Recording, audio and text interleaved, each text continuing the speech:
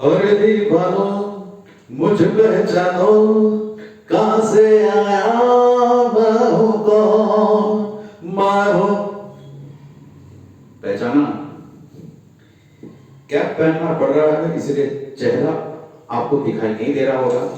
ऊपर से रोशनी जो इस पे पड़ रही है वो मेरे गंजे सर पे भी तांडव कर रही है, तो थोड़ा सा आपको मुझे छूट देनी पड़ेगी, ठीक है? चेहरा भले ही नजर ना आए, कोई प्रॉब्लम नहीं, ना आए कोई प्रॉब्लम नहीं, लेकिन जो नजर आनी चाहिए वो अगर नजर आ रहा है बस परफेक्ट। आगे बढ़ते हैं और जिस लिए मैं ये वीडियो बना रहा हूं उसके बारे में समझते हैं। ये वीडियो रिकंसिलिएशन का है और ये रिकंसिलिएशन स्टैंडर्ड कॉस्टिंग का है। तो अक्सर बच्चे मार खाते हैं रिकंसिलिएशन में होता क्या है करके, और समझ नहीं पाते हैं कि यार अप्रोच कैसे करनी है और इसके मायने क्या है वगैरह वगैरह।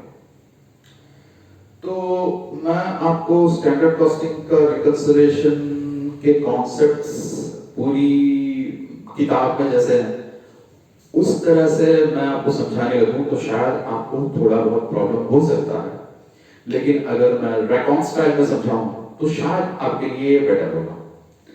तो चलिए सुनते हैं एक छोटी सी कहानी, ओके? और उस कहानी के जरिए मैं आपको समझाऊंगा कि यार ये रिकंसिलिएशन आखिर होता क्या है और ये हम किस लिए करते हैं, ठीक है? चलिए, मान लीजिए आप एक हलवाई हो, ठीक है? चेन्नई एक्सप्रेस, शाहरुख खान, हलवाई। Don't under estimate the power of, ठीक है? समझ गए? तो आप एक हलवाई हो और आपके लड्डू बहुत फेमस है, ठीक है? आपकी दुकान के लड्डू बहुत फेमस है, वर्ल्ड फेमस है। और आपने एक पीरियड में ये सोचा, बहुत छोटा सा एक ये लिखा, आपको ना भी लिखे कोई प्रॉब्लम नहीं, ये पीरियड है। पीरियड में ये सोचा कि आप 10,000 लड्डू बेचोगे, आप 10,000 लड्डू बेचोगे और एक एक लड्डू का जो दाम है आपने 20 रुपया रखा, ओके? आपको दिखाई होगा, दिखाई दे रहा होगा। अगर दिखाई नहीं दे रहा तो मैं इसको थोड़ा सा बड़ा कर देता हूं, कोई प्रॉब्लम नहीं है। आपने सोचा कि आप 10,000 लड्डू बेचोगे और एक एक लड्डू का दाम 20 रुपया है, ओके? यार बड़ा महंगा है और महंगा होना चाहिए। अब क्या है कि आजकल का जो ट्रेंड है वो इस तरह से है कि जो महंगा है वही अच्छा है, ठीक है? तो उसका क्यों ना फायदा उठा जाए, राइट? आपने बोला कि आप 10,000 लड्डू आप बेचोगे और 20 रुपए के हिसाब से बेचोगे, कोई प्रॉब्लम नहीं है। और आपको अगर सारा आपके लड्डू बिके और 20 रुपए के हिसाब से आपको मिले तो आप कमाओगे रेवेन्यू कितना? 2 लाख। सीधी बात, नो बकवास। आप कमाओगे 2 लाख। आपने पहले से ठान लिया कि 10,000 लड्डू बेचोगे, 20 रुपए के हिसाब से आपका लगेगा और 2 लाख आपको मिलेगा, नॉट ए प्रॉब्लम।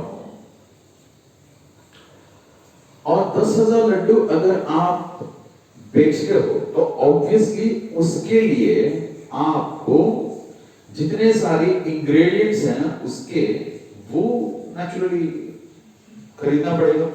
एक बार चेक कर ले रहा हूं ये सारा कुछ दिख रहा है कि नहीं दिख रहा है? बराबर दिख रहा है, कोई प्रॉब्लम नहीं। तो लड्डू अगर आप 10,000 बेचो तो उसके लिए आपको नेचुरली वो बेसन और घी और चीनी, ये सारी चीजें तो चाहिए होगी। Without this things you cannot do the laddu, obviously, right? वो पीरियड की बिगिनिंग में आपने एक बजट बनाया था, ओके? 10,000 लड्डू आप बेचोगे, बिगिनिंग में आपने बजट बनाया। तो पीरियड के एंडिंग में आपने देखा कि आपको 2 लाख के बदले, मतलब 2 लाख के बजाय 3 लाख रुपया मिला। You got 3 lakhs instead of 2 lakhs. यार ये तो बहुत अच्छा हुआ। आपने सोचा 2 लाख, लेकिन आपको मिले कितने? 3 लाख। तो आप बड़े खुश हो गया कि यार 3 लाख मिल गया। लेकिन आपका जो एक कॉस्ट कंसल्टेंट है, जो एक एम्प्लॉय है, जो आपका बिजनेस के कॉस्टिंग की जो मायने वो समझता है, उसने आपको सजेस्ट ये किया कि आप खुश हो, नो प्रॉब्लम, बेशक खुश हो जाओ, लेकिन आप इन्वेस्टिगेट भी करो कि यार 2 लाख से 3 लाख क्यों हुआ। जो 1 लाख आपका बढ़ा क्यों? कुछ तो वजह होगा ना। ओके, राइट ना? कुछ तो वजह होगा या कुछ तो वजह होगी, कुछ भी, मेरी इतनी मीठी नहीं है। चलिए, तो आपने सोचा 2 लाख, लेकिन आपको मिला 3 लाख, तो बढ़ा कितना? आपका 1 लाख बढ़ गया।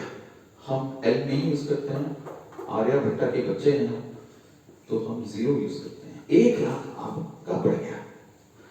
तो 1 लाख जब बढ़ा तो आपने इन्वेस्टिगेट करना शुरू किया और आपने पूछा अपनी एम्प्लॉय से कि यार हमने तो सोचा कि 2 लाख हो गए करके, हमें 3 लाख क्यों मिल गया? तो आपके एम्प्लॉय ने आपको बताया कि सर एक्चुअली क्या हुआ, आपने जो कहा 20 रुपया करके, एक्चुअली वो 25 रुपया में बिका। कितने में बिका? 25 रुपया में बिका। ठीक है, जो लड्डू आपका 20 रुपया आपने सोचा बेचोगे करके, लेकिन उसका जो दाम है वो 25 रुपया हो गया, इसलिए शायद आपको 3 लाख ज्यादा मिले होंगे। तो आपने सोचा कि यार 25 रुपया अगर मेरे लड्डू बिके, एक लड्डू अगर 25 रुपया में बिके, तो मेरे कितने लड्डू बिके होंगे? How many laddoos I must have sold. ठीक है, तो एक लड्डू मेरा 25 रुपया में बिका, तो कितने लड्डू मैंने बेचे होंगे? वो तो मुझे जानने के लिए जानिए, पक्का जानिए, राइट? तो हम एक काम करते हैं, हम कैलकुलेट करते हैं। यहां पे हमने कैलकुलेट ये किया कि 3 लाख डिवाइडेड बाय 25, हमें मिला 12,000 लड्डू। हमें कितना मिला? 12,000 लड्डू। कैसे? कि यार हमको मिला 3 लाख और एक लड्डू हमारा 25 रुपया में बिका, तो हमने जरूर बेचे होंगे कितने लड्डू? 12,000 लड्डू हमने बेचे होंगे, ऑब्वियसली। ठीक है, राइट? अब देखिए कि ये जो 1 लाख जो हमें एक्स्ट्रा मिला, ये एक्स्ट्रा हमें क्यों मिला? वो इसलिए मिला कि 20 रुपया का जो भाव था वो 25 रुपया हो गया, तो प्राइस में इंक्रीज हो गया। और जो 10,000 सोचे थे हमने मतलब हम बेचेंगे करके, हमने बेचा कितने में? 12,000 में। So the laddu that I wanted to sell, or for that matter you wanted to sell at 20 rupees, now got sold at 25. So there is an absolute price increase. So price increase यहाँ पे हुआ है। और उसके साथ साथ एक और भी इंक्रीज हुआ है। जो 10,000 आपने सोचा बेचोगे करके, आखिरकार आपके 12,000 यूनिट्स बिक गए। तो यहां पे क्या हुआ? यहां पे वॉल्यूम भी इंक्रीज हो गया। यहां पे वॉल्यूम भी इंक्रीज हो गया। तो आपने अभी ये जान लिया कि जो एक्स्ट्रा 1 लाख आपको मिला, वो मिला तो मिला क्यों? वो मिला इसलिए क्योंकि 2 रीजंस हैं। एक है प्राइस का इंक्रीज और दूसरा है वॉल्यूम का increase. So the increase of 1 lakh is due to 2 things, one price, another volume। ठीक है, कोई प्रॉब्लम नहीं है। चलिए, अब प्राइस इंक्रीज हुआ है और वॉल्यूम इंक्रीज हुआ है, तो इसके इम्पैक्ट कहीं बाकी चीजों में पड़ेंगे क्या? इसका जो इम्पैक्ट है वो बाकी चीजों में भी होगा क्या? ये जानने के लिए हम अगले वीडियो देखते हैं। चलिए।